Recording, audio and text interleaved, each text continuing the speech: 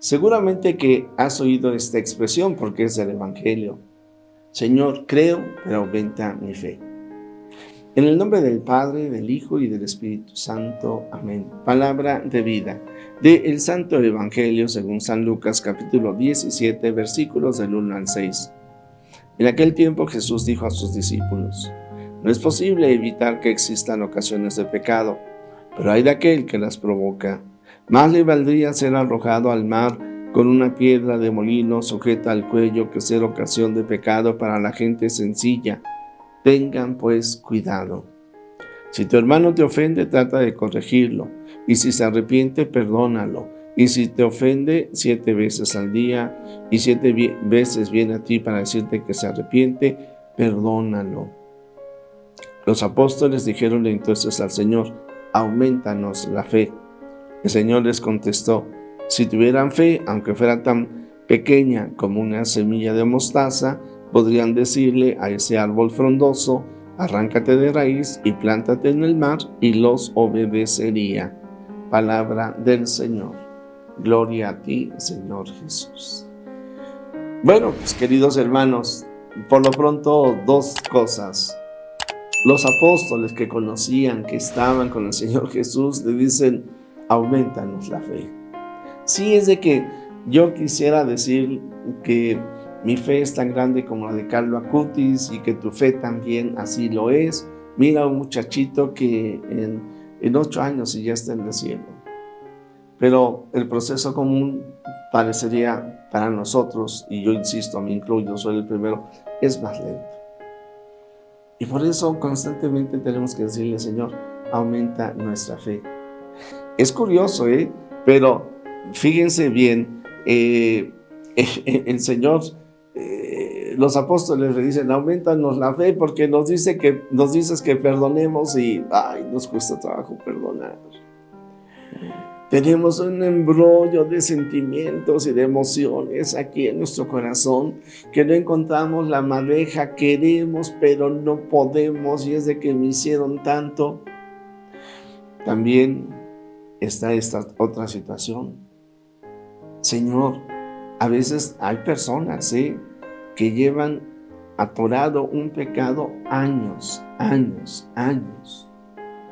Una de las experiencias así más constantes o que más veces me ha tocado es algunas mujeres que por alguna circunstancia abortaron. Hace 15, 20 días, pero años también. Y es algo que llevan como una herida en su corazón. Qué difícil es perdonarnos a nosotros mismos, qué difícil es perdonar a los demás.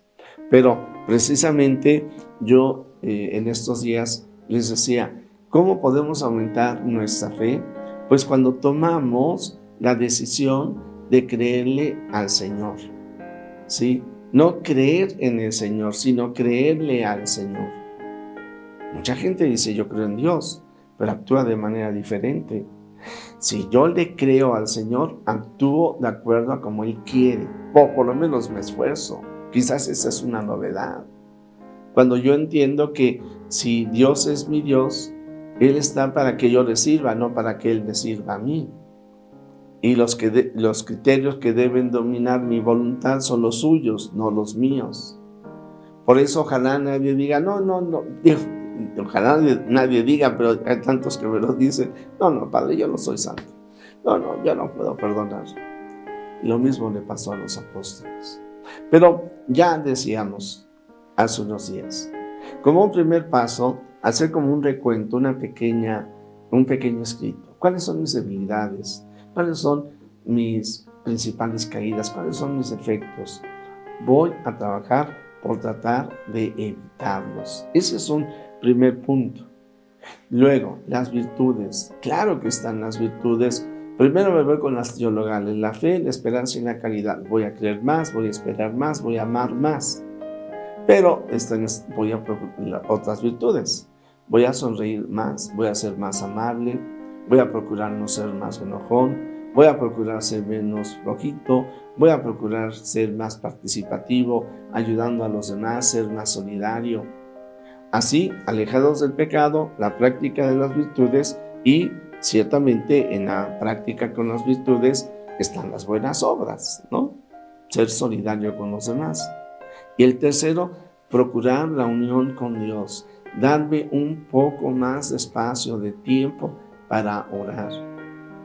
En otras transmisiones que yo tenía hace un tiempo, sobre todo un poco antes de la pandemia, una persona me decía: Padre, antes de, cuando voy a la capilla, pongo mis audífonos y escucho sus meditaciones y ahí me quedo un rato para orar con el Señor.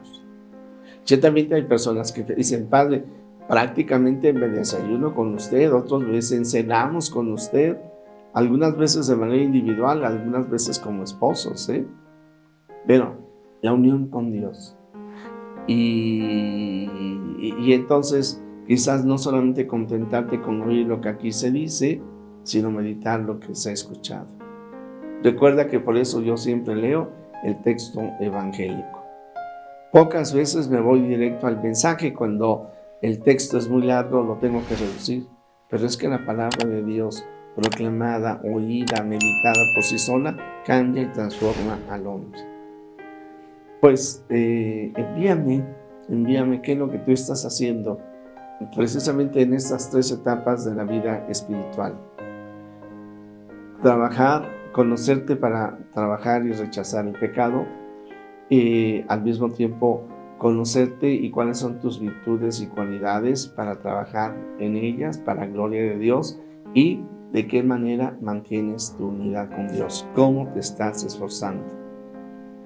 Gracias a todos ustedes. Siempre nos alegra recibir sus mensajes, verdaderamente.